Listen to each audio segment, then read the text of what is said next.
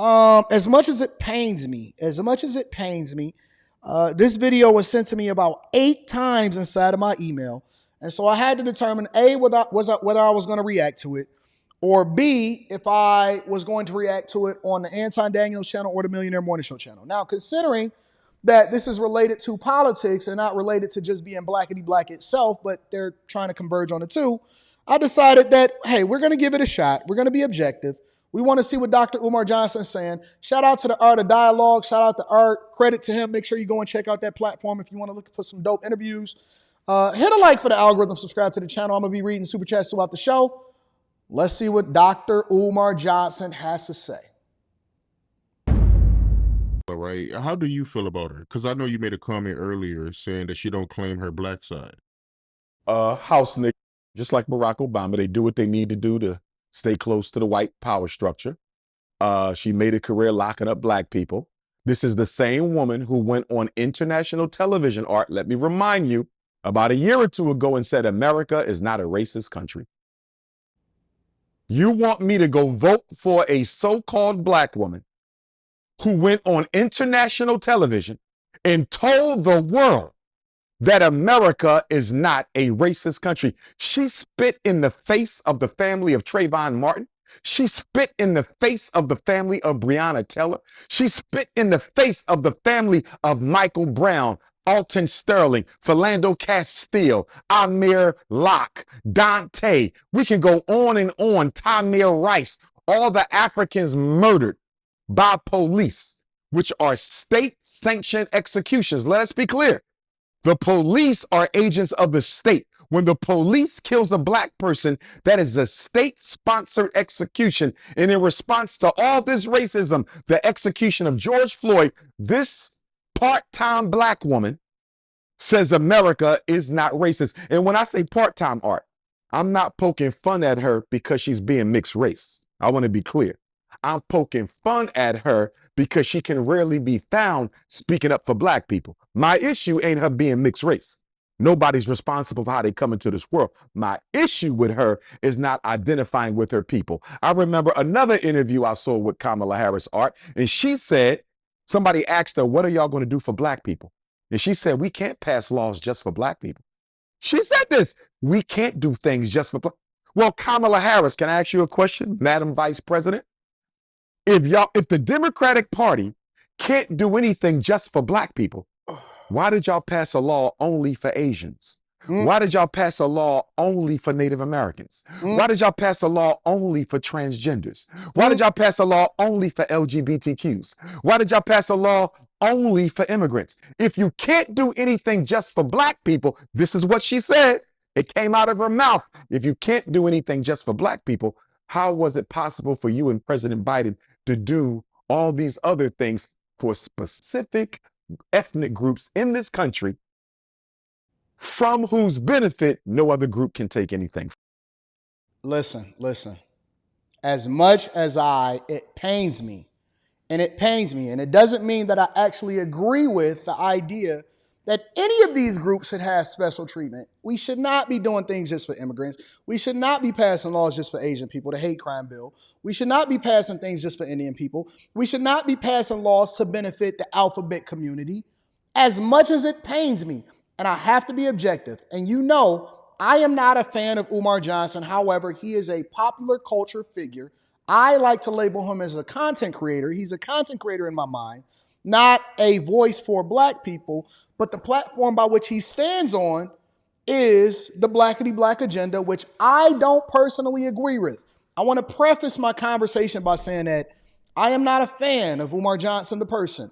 I am a fan of Umar Johnson, a content creator. I think that he's a great content creator. He's hilarious. He's funny.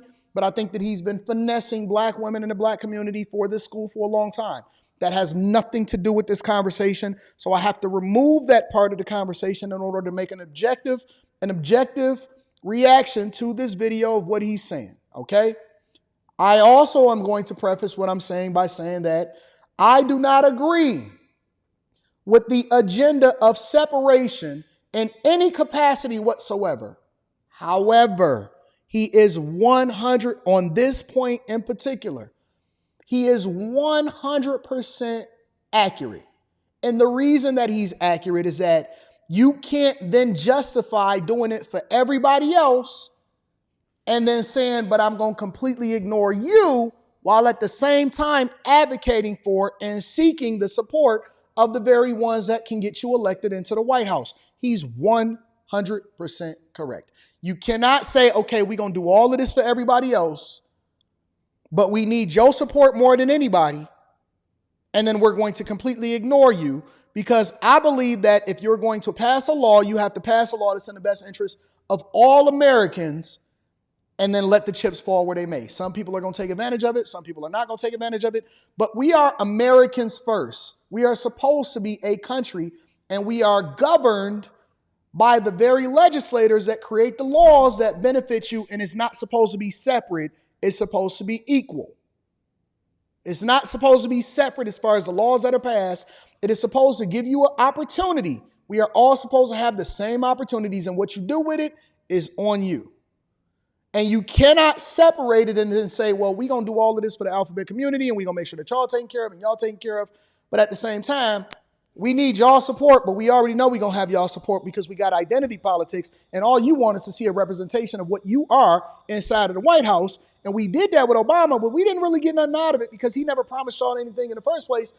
But then at the same time, you seeking support for the very ones that you're saying that you don't want to be participatory in the legislation that is specifically supposed to be for you to benefit. He's right. We may have a difference of opinion as far as how you see life, but when it comes to hypocrisy, and that you saying, I can't do for you, but I can do for you, and my actions support you, when it comes to hypocrisy, he's 100% right, and I cannot take that from him, even if I don't necessarily care for him as an individual, but I do care for him as a content creator because he makes good content. I got to give him his props. I have to give him his credit. I don't like Umar Johnson. Sometimes it bothers me in my spirit that I agree with him, but he's accurate and he's right and he's telling the truth. It's 100% right. Complete contradiction. Kamala Harris is not for black people. But you know what's going to happen? I'm going to tell you why they went that way. Or if they stay that way, they could flip her out. But it's not about what he said about Kamala. Is it objectively true? Is it objectively true?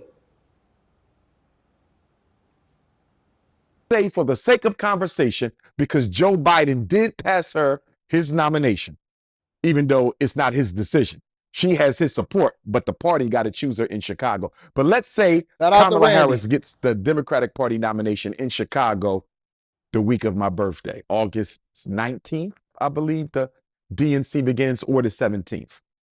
Anyhow, here's why they're going to go that way, Art. Why are the Democrats about to give us the first woman president in American history? I'm going to tell you why. Why is people saying that I'm hating on him? I'm not even hating on him. I'm giving him his props. I'm saying that I agree with him.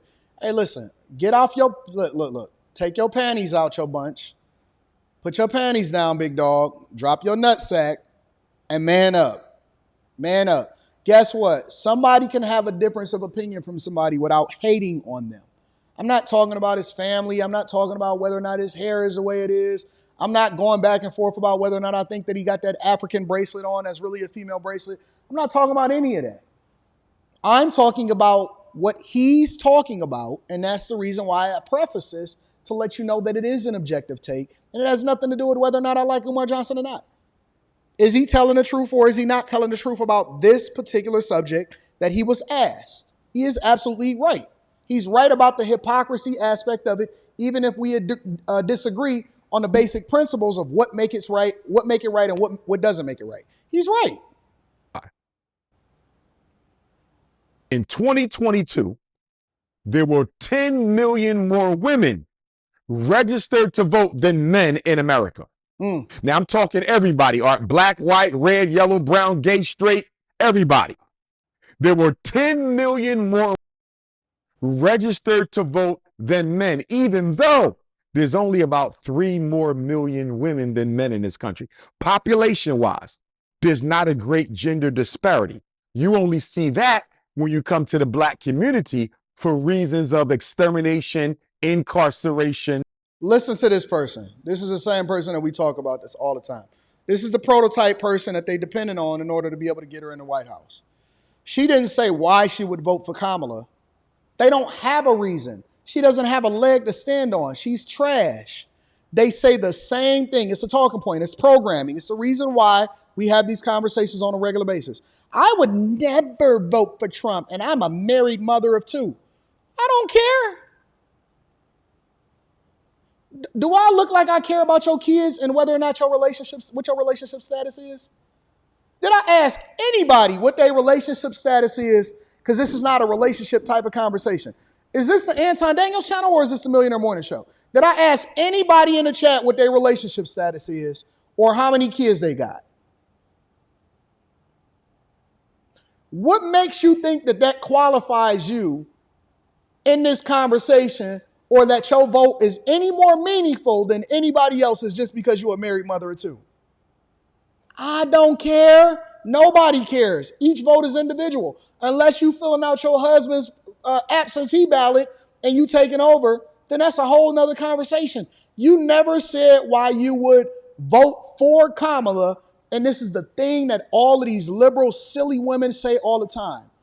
I'm not voting for her, I'm voting against him. You a fool. You, married mother of two, you a fool. You an ignorant fool. And I don't say that to offend you. I say it because I'm meaning it in the word ignorant, meaning that you don't even know no better. You are ignorant. You are a tool. You are a tool. Yes, you that is subscribed, in order to be able to type that in the chat, you are a fool. You are ignorant mother of two. Stay in the kitchen. Stay in the kitchen. Make sure you take care of your kids. Take them to Disney World. Remove yourself from the conversation completely unless you can educate yourself and become an informed voter. Because I'm not just going to qualify you just because you subscribe to the channel when you're a married mother or two. I don't care if you're married. I don't care if you for the street. I would rather have a woman for the streets be more informed when she go to the poll than a married mother or two sitting here telling me about what they ain't going to do. I don't care what you ain't going to do. Do I look like I care what you ain't going to do? Tell your husband I said what up, though. Maybe you should rely more on your husband to give you some insight and information on how you should go about doing stuff. Because listen, if you're not aligned with what your husband is supposed to be doing, if your husband is not giving you the direction and giving you some insight and some direction on how you're supposed to be moving, if he is simp and he's saying the same thing that you're saying, then I feel for your family. I feel for your two. Hopefully they don't become son husbands. That's how much I care about whether or not you're a married mother or two, since you wanted to introduce it into the conversation. Now, let me get back to what the good doctor is saying because I'm trying to react to what he's saying. Okay, miseducation, right? And sexual confusion, right? So outside of Black America, the male-female gender balance is almost the same. I believe there's 168 million adult women in America, and there's about 165 million adult men in America. So you only have a 3 million person discrepancy. Now, those 10 million votes, there's 10 million more women registered to vote than men are. Elections have been decided by votes less than 10 million. You've had elections decided by 1 million. You had elections decided by 2 million. You've had elections decided by 3 million. You've had elections decided by 700,000 votes. If there's 10 million more women registered to vote than men in America across all race, colors, and class, if we nominate Kamala Harris as the Democratic Party's president, can she bring us those women votes, those undecided women? Can Kamala Harris bring us all the poor Black women, the working class Black women, the upper class? Can she bring us the white middle class women? Can she bring us the poor white women? They are banking on the fact that there's 10 million more women than men registered. And if we stick Kamala Harris out there for us, can she bring us the greater share of those 10 million female votes? Here's what it's going to come down to.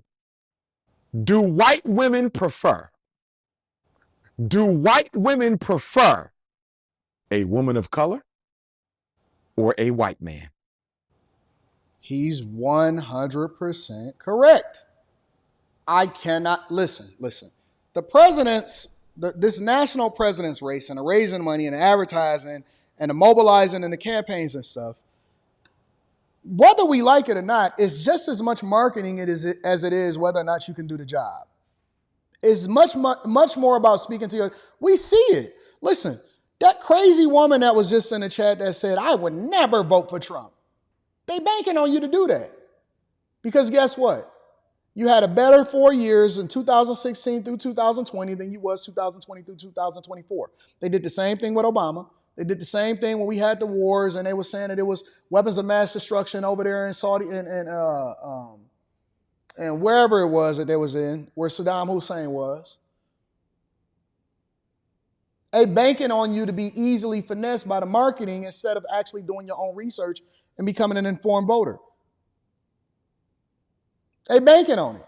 And so it's just as much marketing, because when they do the research and they understand, okay, who's voting, who showed up at the polls, that's why it disgusts me. It disgusts me when I see men, specifically black men, say, I'm not voting because my vote don't matter anyway. It don't even matter. They're going to do what they want to do. Meanwhile, the women is mobilizing, stroll to the poll. Let's get the girls, black women for Kamala.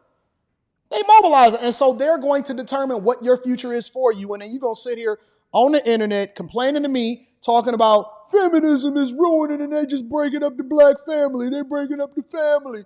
Oh, man, they're leveraging family court, the Supreme Court justice. Women have the ability to me too me now. Oh, man, I can't even get no food stamps. Oh, dog, they taking all of our jobs. They picking a woman over me when I go to apply for this particular position because of diversity, equity, inclusion. They said that she a double minority and I'm just a minority, but my vote don't matter. Okay. So listen. Why is it way more women that's registered? And they are the ones that ultimately determine what happens in the election, which is one of the reasons why I am concerned. I'm not going to sit here and tell you Anton is not concerned. I am not concerned at all about what's happening in the presidential. I'm not going to tell you that at all. You know what I'm going to tell you? The truth. I am concerned because I'm just one person that got thousands of people in here watching this show right now. And although a lot of y'all may be informed, it's a whole lot more of them that's speaking to their emotions, and they're mobilizing that based off of alliances and identity politics versus policy. We don't even know what policy she has. We don't know what policy she has. She has never in any of her speeches ever addressed what her role was in the borders are and why we let 50. Look, this is my plea. I will talk to my audience and tell them about how I would ever consider voting for Kamala Harris, yet a woman, into the president of the United States of America, if they can answer this one question for me. All you got to do is answer one question for me, and I will try to figure out how I can mobilize my entire audience to reconsider voting for Trump. You know what that one question is? Why did you leave the borders open as the borders are? Because we want to talk about your record and keep doing these little pity-pat speeches and stuff. I only want to know one question. I have one question. That's it. Nothing more. If you give me one opportunity, if she ever comes to Detroit, and I got connections, and they say, Anton, we're going to let you ask a question, I would ask one question, and that's it. Why did we leave the borders open, and why didn't we secure the borders? And why did we sue Texas when they tried to protect their borders from illegal immigrants coming into this country? And then we got all of these people in all of these sanctuary cities, and there has never been any explanation from you as the borders are. That's the only thing that I would ask. That's the only thing I want to know. And if she answers that question effectively, I will reconsider. But I can put that challenge out there because I know that she never will. You know why? Because it's something that they advise to never speak towards. But you sitting here telling me about what you wouldn't do, but you got somebody that's running over your country, taking your tax dollars, giving it to immigrants. They in your schools, they in your hotel rooms. They're literally getting your health care coverage. They're being funded to come over here. They taking your jobs, and you telling me about what you wouldn't do, yet we had somebody at the very least was working in your best interest, whether you like them or not, to secure our borders. That's the one thing that I gave Obama credit for, is that he secured the borders. I can't take that away from him. I may not have liked the fact that he championed the alphabet community, but I can at least say, hey, listen, you wasn't getting in here without a fight. If you was going to come over into this country, you was going to come over into here legally, at the very least. or we dragging you out in a cage. I got to give Obama credit for that. I got to give Trump credit for that. At the very least, you had more opportunity and it wasn't costing you as much and your city wasn't going bankrupt trying to fund this crisis that we have no explanation, no formal. We got theories. We got reasons why we believe that it happened, but we have zero formal explanation as to why there's 15 to 20 that we are documented. We don't even know how many really got in here. 15 to 20 million people walked right into this country with zero formal explanation as to why you let it happen on your watch. That's all I want to know. That's the only thing that I want to know.